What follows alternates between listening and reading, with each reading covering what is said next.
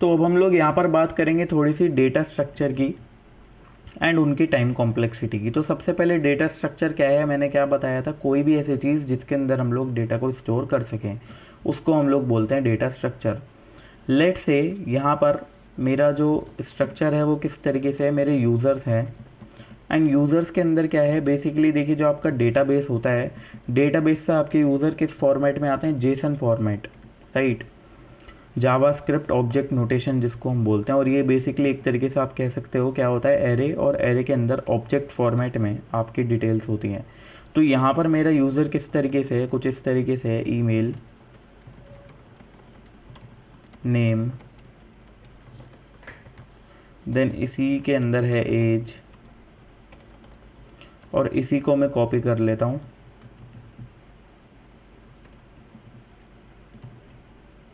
यहाँ पे ABC कर दिया मैंने नेम, ABC 25, ABC,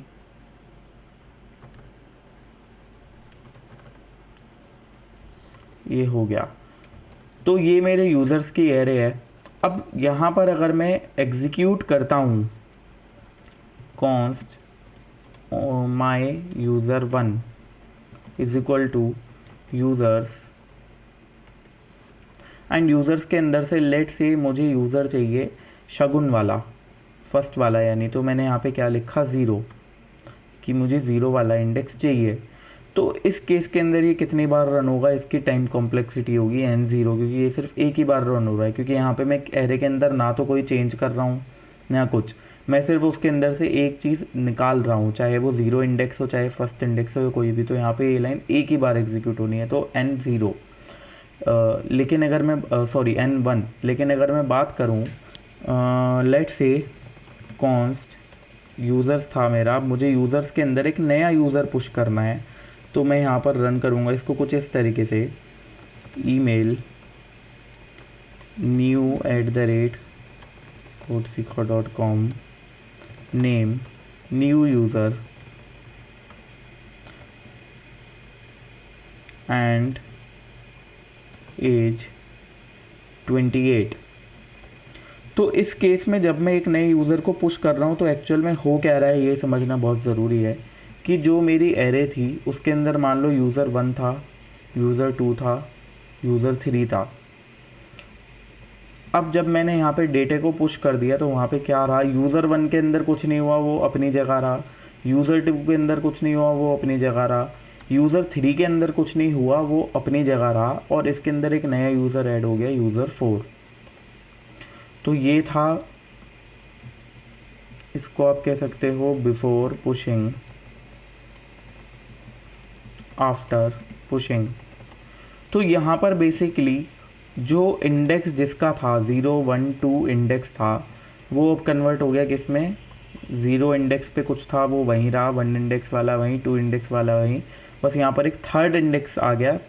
जिसके अंदर नया वाला आइटम आ गया। तो यहाँ पर मैं कह सकता हूँ कि मेरा जो पुश वाला कमांड था, पुश ऑपरेशन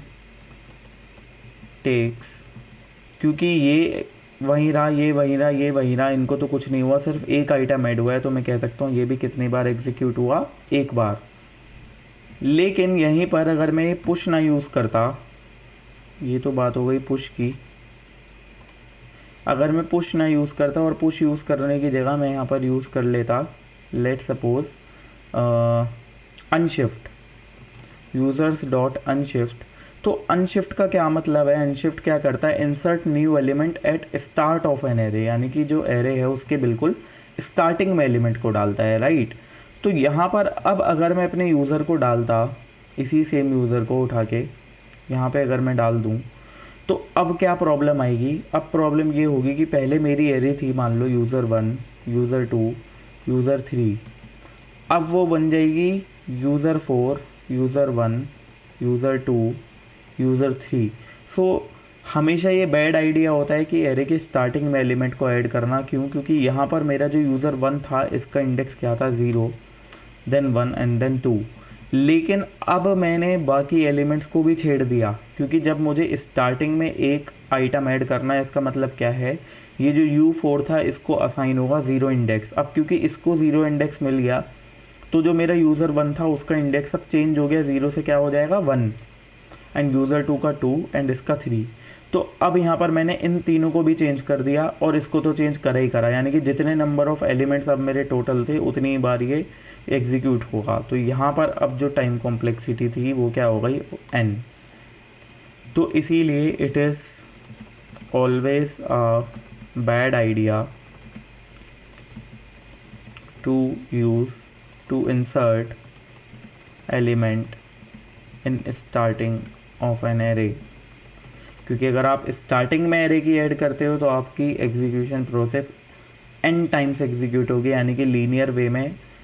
अफेक्ट करेगी। लेकिन अगर आप उसको सिर्फ पुश के थ्रू पुश करते हो तो वहाँ पर आपका सिर्फ एक ही एग्जीक्यूशन होगा। तो इससे आपको पता चल रहा होगा अभी कि कितनी ज़्यादा इंपॉर्टेंस है डेटा स्ट्रक्चर की। ये सारा कोड अभी फ़िलहाल के लिए मैं कर देता हूँ कमेंट आउट, और यहाँ लिख देता हूँ ये क्या था, time complexity of an array.